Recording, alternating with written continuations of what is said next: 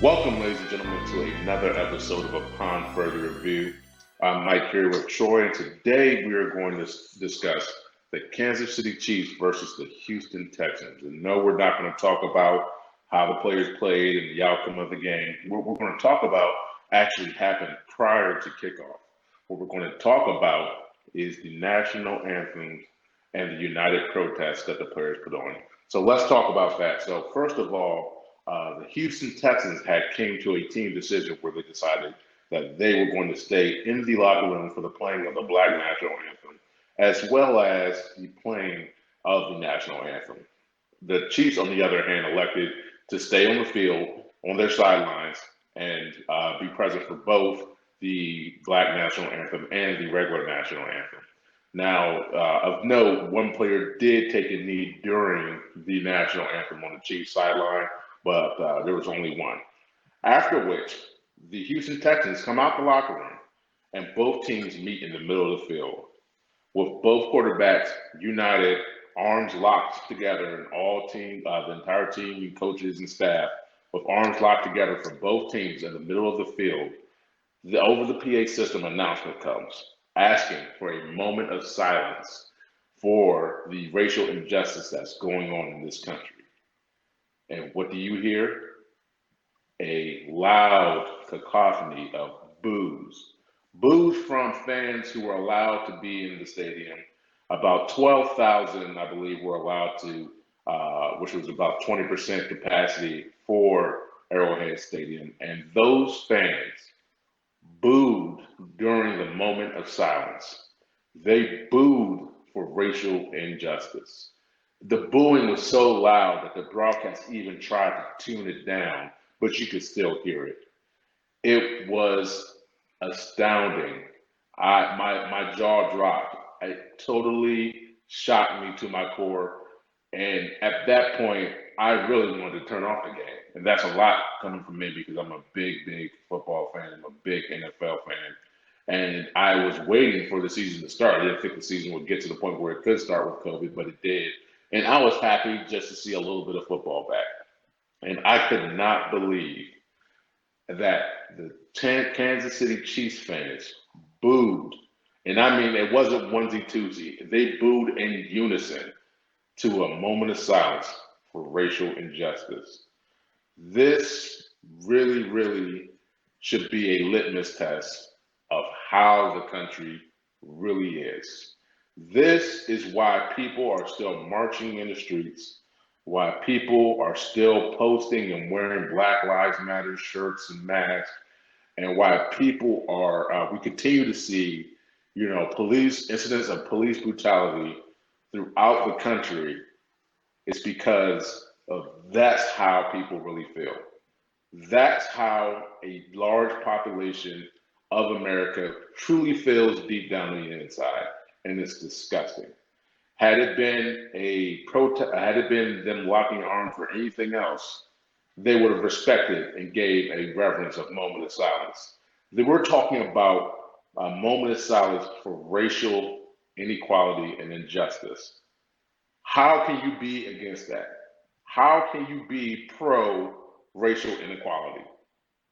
That is something that I do not understand. But yet, as you can clearly see and hear, this is how they really feel. This is why this struggle for just to get to even level with everybody else is such it's like pushing a boulder up a mountain while the wind's blowing in your face and it's 32 degrees outside. It is something wrong with the fabric of this country where you can see that people, they'll never say out their mouths, but their actions clearly dictate that they are totally okay with racial injustice happening in this country. And the ironic part about it is you have Patrick Mahomes and Deshaun Watson, the people that they paid all that money to come go and see, are both African Americans. Black quarterbacks who are not only the faces of their respective franchises, but of the leading faces of the NFL. If you even look, most of the top quarterbacks now in the NFL are African American. People getting little kids running around with their jerseys. They'll buy their jerseys for them.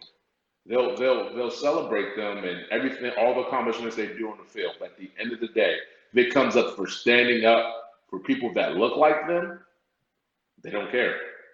That means that standing up for people who are related to them, friends, they don't care. All they care is about that what that black man can do on that field. That's it. And it's sickening to see that their compassion can be so shallow. And I was just really taken aback, Troy. I could not believe what I heard.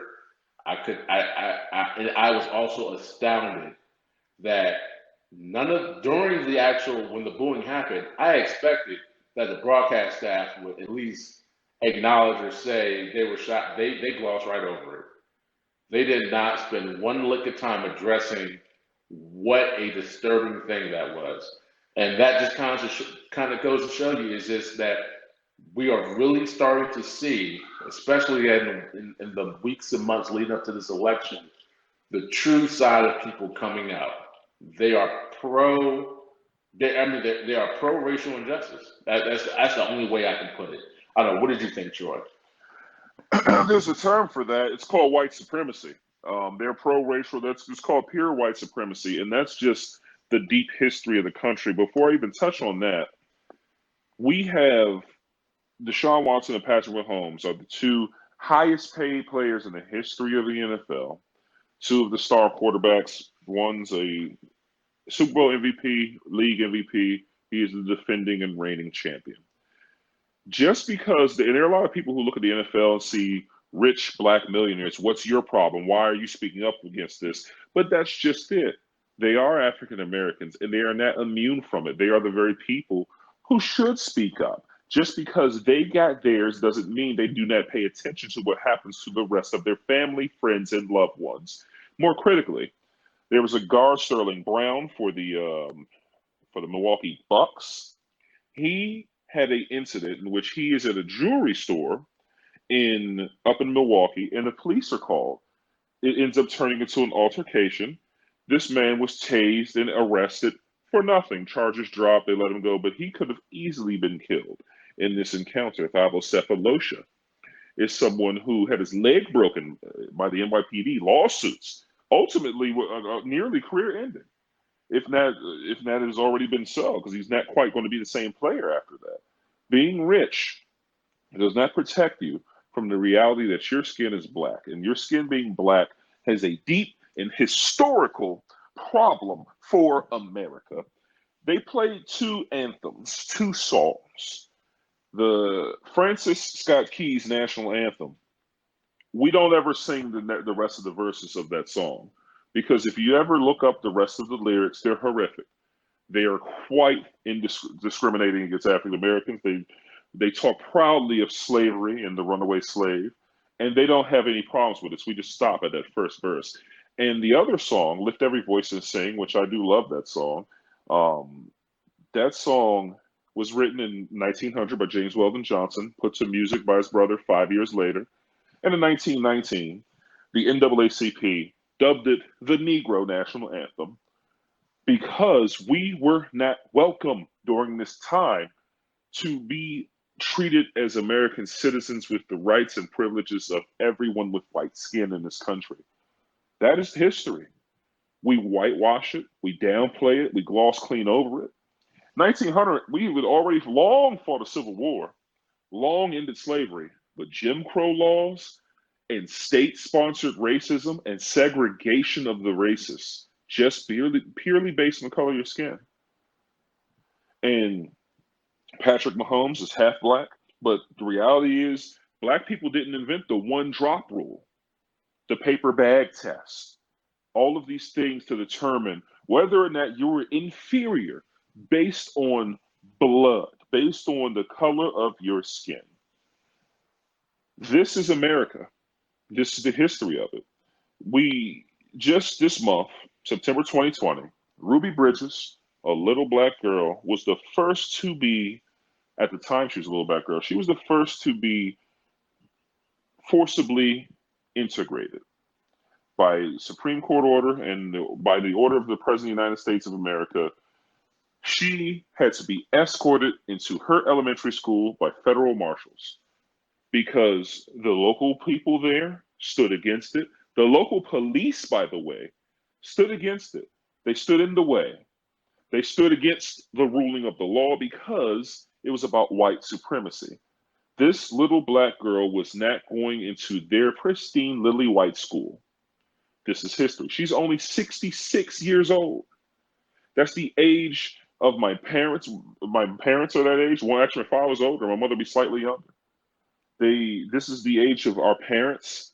And by the way, the white people who were little kids then are the age of parents now. And their parents are the grandparents of people our age, Mike. And the reality is, when Ruby Bridges finally made it into the school past the picket lines and all the protests and all the people spitting at her, throwing things, calling her the N-word on the way in, this adorable little black girl with pigtails and a adorable little dress, hurling pure hatred, spitting at her. They don't want that little black girl to be in there with their children. Parents pulled their kids out of that school. And even the teachers who are there to teach, all but one of them, if I'm not mistaken, walked out of the school because of the presence of an adorable little black girl. That is pure hatred and racism and white supremacy. And the reality is this: those parents are the grandparents of would be our grandparents' age at that time. They were pulling their kids out. And those little kids who, just Ruby Bridges 66, she's in there with the kids her age. That's the age that we're talking about that saw state-sponsored hatred and racism, and they have perpetuated it amongst their families.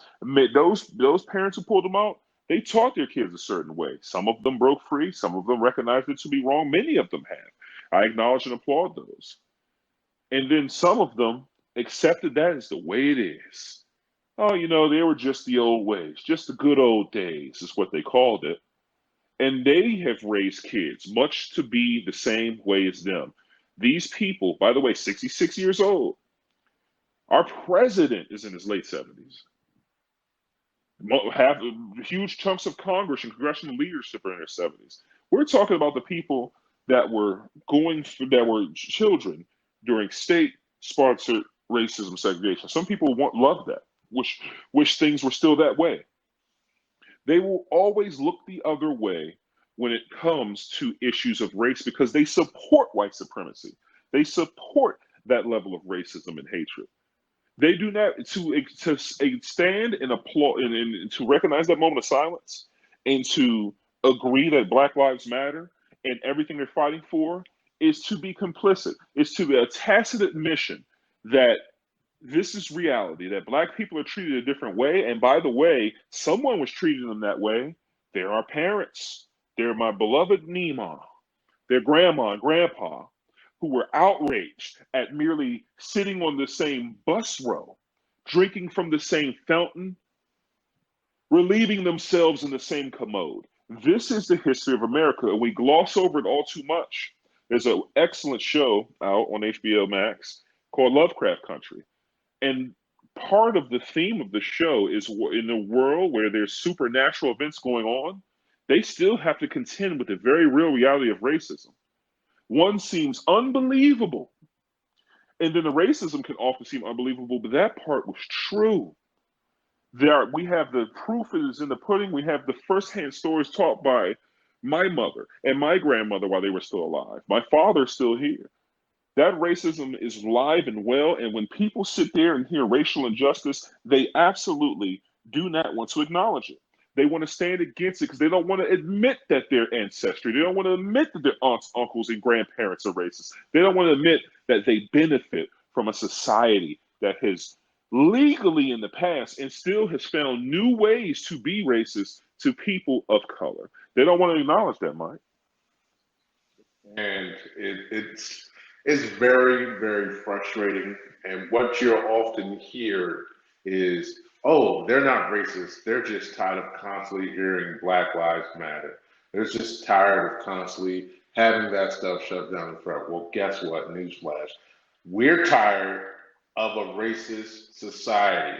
We're tired of being on the blunt end of the stick when it comes to police brutality, criminal justice reform, uh, just just all types of stuff. You can even go into rigging districts and voter suppression and gaps in how schools are funded in minority areas. We're tired.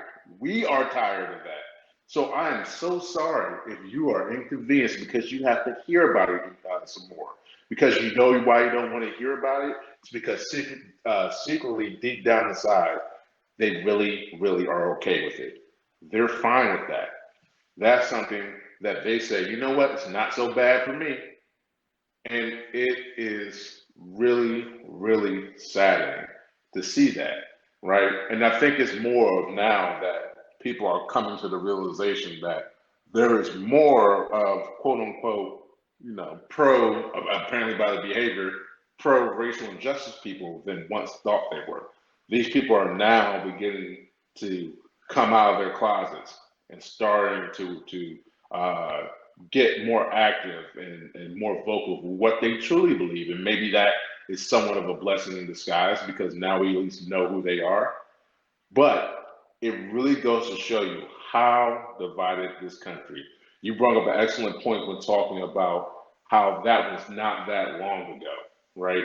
And that's right. I remember my mother telling me plenty of stories growing up in Washington, D.C., about segregation and how they had to march for their rights and all the things, the dogs being sicked on them, the hoses being turned on them, getting beat up by mobs of white people and the police, and then being arrested to boot, right? So this is not something that happened hundreds of years ago. This is something that a large population of the American populace has experienced firsthand. And like you said, those views have been passed down from generation to generation to generation to this is how we get here today. This has to really be one of the to me one of the most toxic points in I would say our modern day race relations because now as it's being brought to the forefront now that we have technology to expose how prevalent it is throughout our society. We're having to come with that reckoning. And you also have the white people who believe that I can't believe this is happening in America. They're not necessarily for it, but at the same time they're in denial. They just can't believe it. They just really can't, and they have a hard time. I've talked to some of them, and they just have a hard time digesting that this is such still a thing. And that's why because they don't have to deal with it. They frame everything within inside their box, and that's really probably the ultimate white privilege, if you will. The fact that they can be so privileged to create a reality in which that white privilege doesn't exist, right? In a reality in which, the history that they want to believe is real history. The history they want to believe of America always doing the right thing, of how when they look back and think how the forefathers and the ones who founded this nation were incorruptible human beings. They love to frame everything and to the point where they actually believe it. They created a lie. It's almost like a self-fulfilling prophecy. They created a lie so hard that now they fully believe the lie that they can't distinguish the lie from the truth anymore. And like you had said, history has not been taught correctly throughout, definitely not in schools, but also it's one of those things where it's now becoming more readily available for people to actually look and actually see what had happened with the advent of the internet. And as people continue, and I really, stress on people, go and do yourself. It's not hard to do a Google search. You can find the real history of things that have happened in this country and that have happened to people that are minorities not just black people, other minorities, Hispanics, Native Americans, Asian Americans. I mean, you have to. There's been a long list of how people who are not white have been treated, and they've been treated like crap. And now we circle back to today, or yesterday, where we watched the game and we hear the boos. Now, had it been a something for cancer, you know, that everybody would have held silent. Had it been something to honor the troops, that people would have been silent. Matter of fact, if he had said something during, I'm pretty sure, honoring of the troops, you would have been escorted out the stadium. But when it comes to Black Lives Matter and racial injustice, you're going to hear a chorus of boos.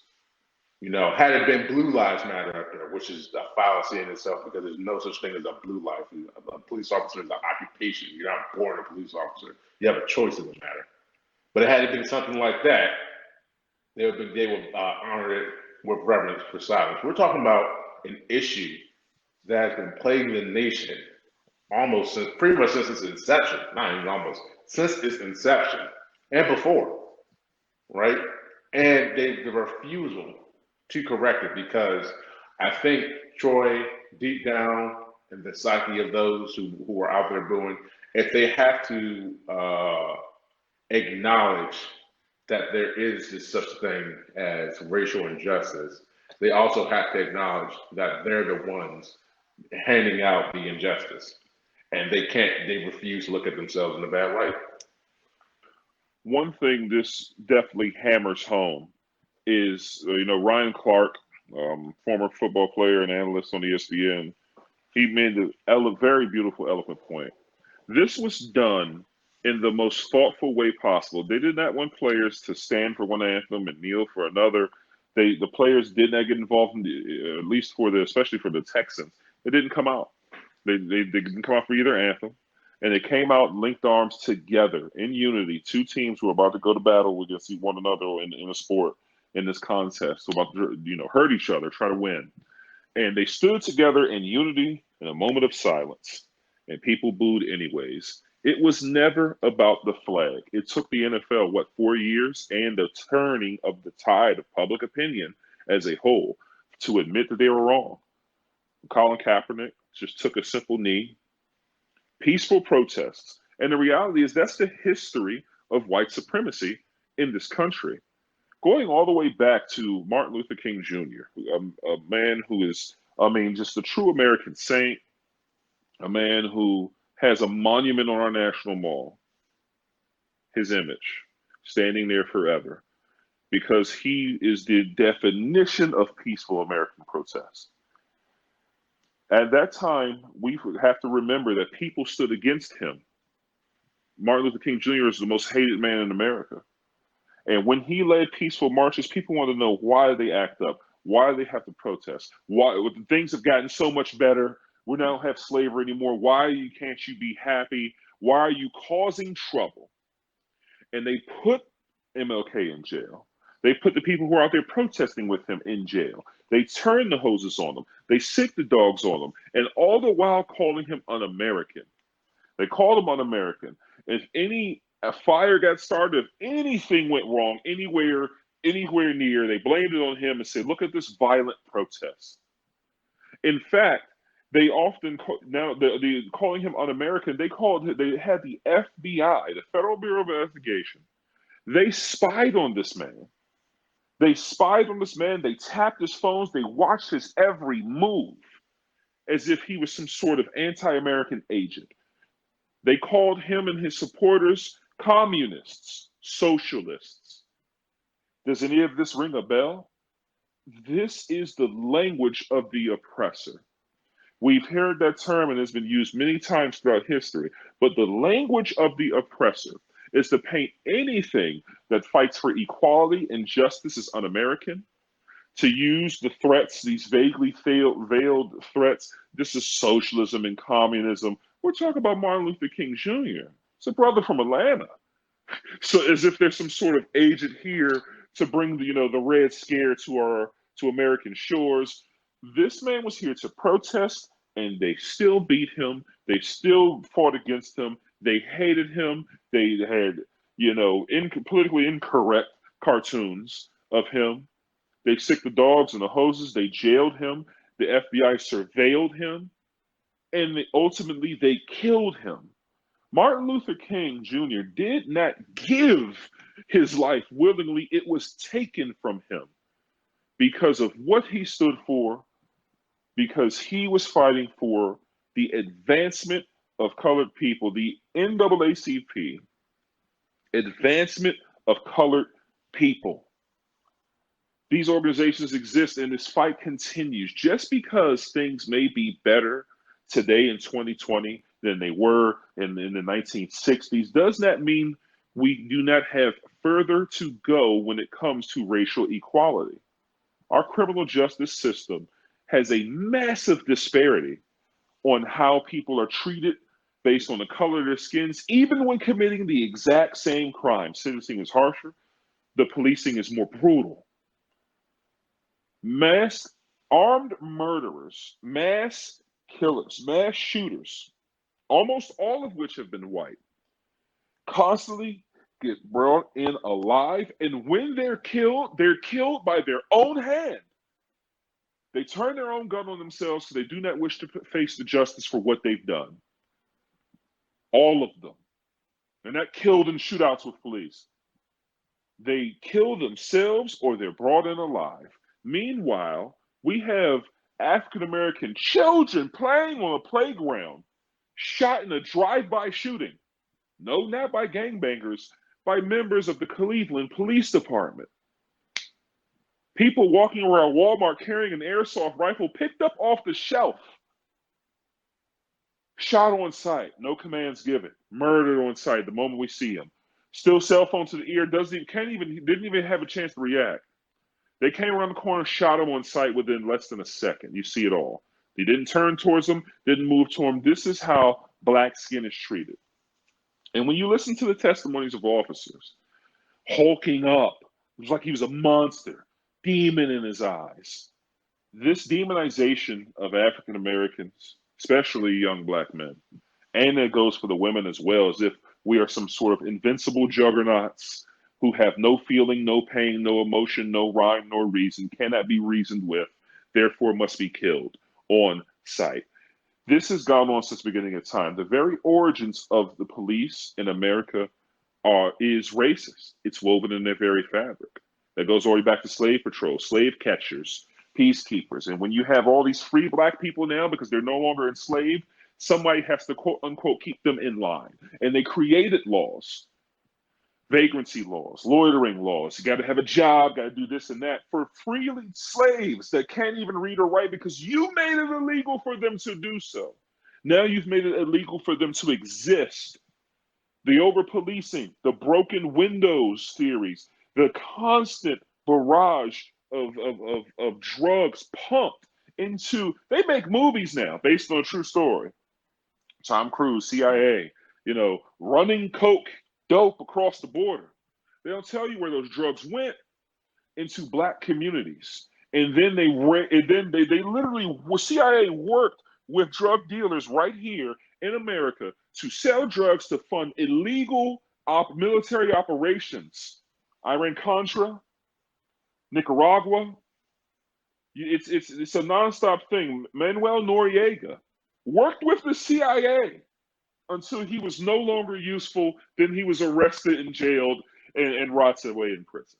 Like, this is what the history of our country is if you're actually taught it and you're willing to look and do the research. Over policing, the criminalization, the stereotypes, it's nonstop.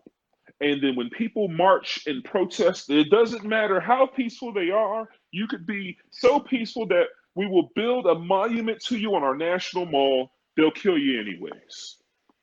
Kneeling does it. Oh, well, it's the flag and the troops and okay, we won't do it. We'll just protest after the anthems. We'll boo that anyways. It doesn't matter because they stand for white supremacy. And anything that attacks white supremacy is an attack on their very being. And the reality is white supremacy is so ingrained with the history of America that if you attack white supremacy, they think you're attacking America, whether you're Martin Luther King Jr.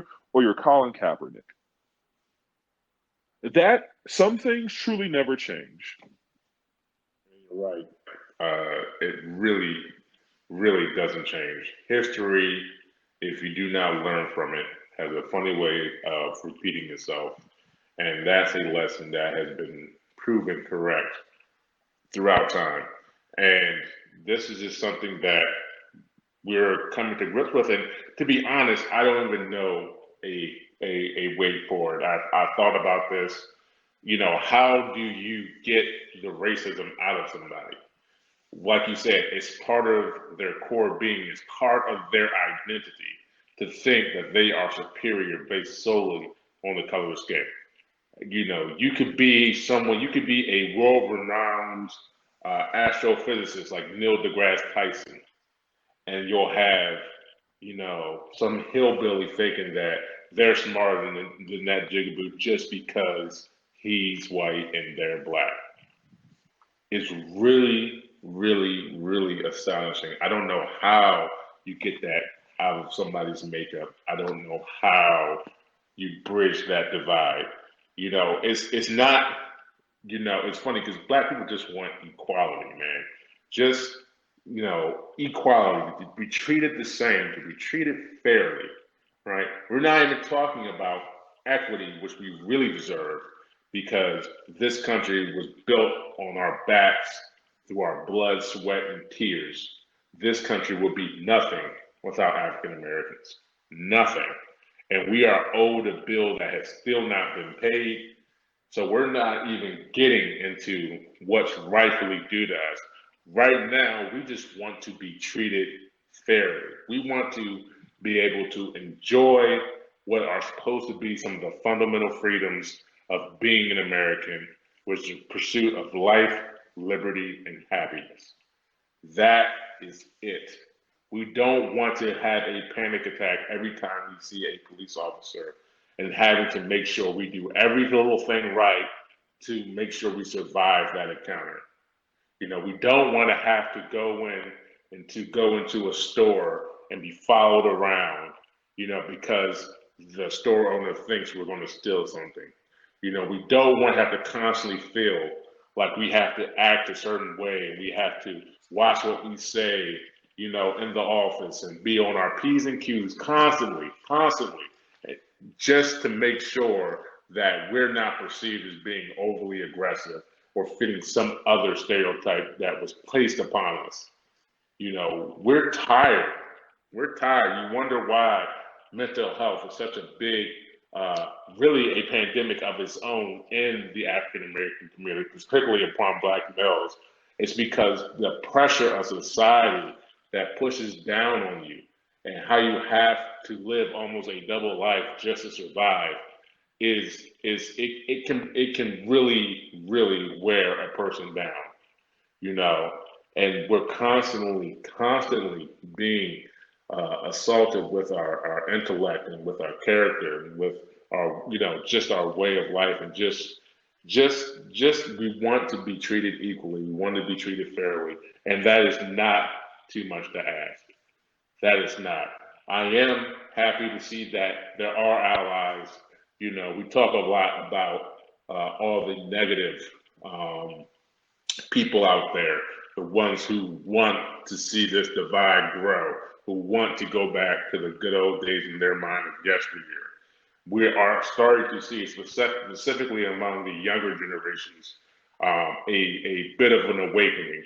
I think, like I said, technology has fueled that, and technology has given them the ability to see the fallacy in some of the things they have been taught, and they are able to go out and reach and connect and experience other people and other cultures, even if not directly face to face.